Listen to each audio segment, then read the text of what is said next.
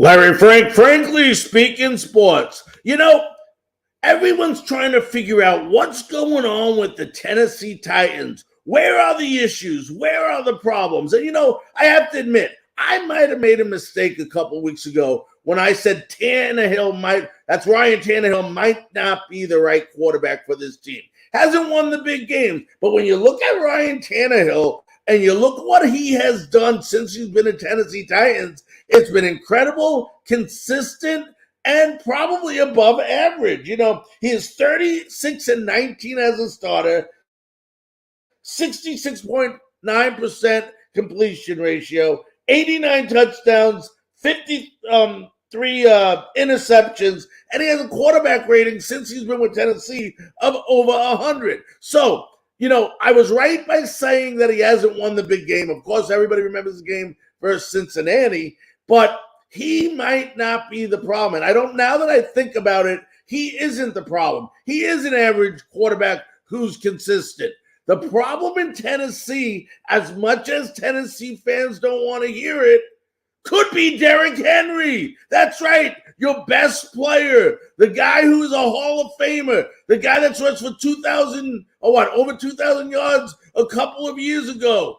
He is the problem, not as an athlete, not as a player, but his presence is a problem. And you say, Larry, what do you mean by that? They are a run-centric team. Everybody that comes to play the Tennessee Titans, home or away, knows that this offense runs around Derrick Henry. All they have to do is go ahead and stop the run, and they're going to win the game because they have no receivers. This is a team that has a terrible offense and no weapons, and they're going to continue to have no weapons as long as Derrick Henry is there because they believe Derrick Henry is the Messiah in Tennessee. They haven't won with Derrick Henry. They have not won a Super Bowl with Derrick Henry. Now, not degrading Henry. I love Henry. He's one of my favorite running backs in the league. But at the end of the day, why not get rid of Derrick Henry and get a very, very solid offensive lineman and a top draft pick for him? Why he still has something in the tank, why he still has value. And you go, well, Larry, how is this going to be a better team? It'll be a better team in a couple ways. The value of a running back nowadays has gone down so much. You look at the Super Bowl teams of what? I cannot tell you how many years go back. And you did not have a star running back on those teams. Had an average quarterback and great defense. I'll tell you what, they have a good defense, the Tennessee Titans, but they need the weapons and things around Tannehill on offense. The offensive line is one of the worst in all of football. Now, they got Petit Ferrer, who's going to end up being good once he gets acclimated to the NFL, but you got to get somebody else. You got to get an offensive lineman, and you got to give something up good to get something good. That's number one. Then you say, what do you do at running back? It's simple. You got Hassan Haskins from Michigan, who's going to be a great, great running back. You can use him. That's number one. Then you just drafted from Tulane, J. Spears. Ladies and gentlemen, let's wake up.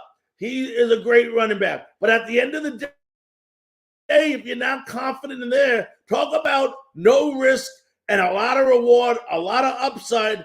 You can get Dalvin Cook on there for insurance at a very low price. So now you got your running back situation taken care of. You got an offensive lineman this year to go up and strengthen it up, and you're going to get another one next year with a top draft pick. Okay, Larry, but we still need some receivers. Okay, folks, go ahead now. Say it. You add Andre Hopkins to this team, and not only do you have a number one receiver, you just made your whole wide receiving core better because Hopkins will go ahead and make everybody around him better. Treylon Burks will be better because now he's not going to be double teamed because you got Hopkins. Even if Hopkins 75%, he's going to still require somebody to cover him. He's still dangerous. And then watch Kyle Phillips develop because of DeAndre Hopkins. And you got Okonkwo, who's going to be, who already is a great tight end. You just took a team just by getting rid of Derrick Henry and signing a few players and now you made them a playoff team.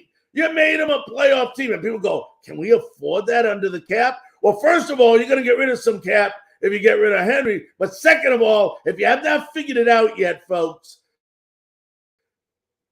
the salary cap is a fictitious number and can be manipulated. No one's done it better than Jason Light with the Tampa Bay Buccaneers when Brady was there. That is not a real number. They can do it. But in order to be successful, and I know the media is going to say, you're full of crap. You don't know what you're talking about. Bull crap. This team isn't winning. You want it to win. You need to make some moves. And those are some of the moves that you can make. And you can make them pretty quickly and have this team ready to make the playoffs. And they will be favored then to win the AFC South. I'm Larry Frank, frankly speaking.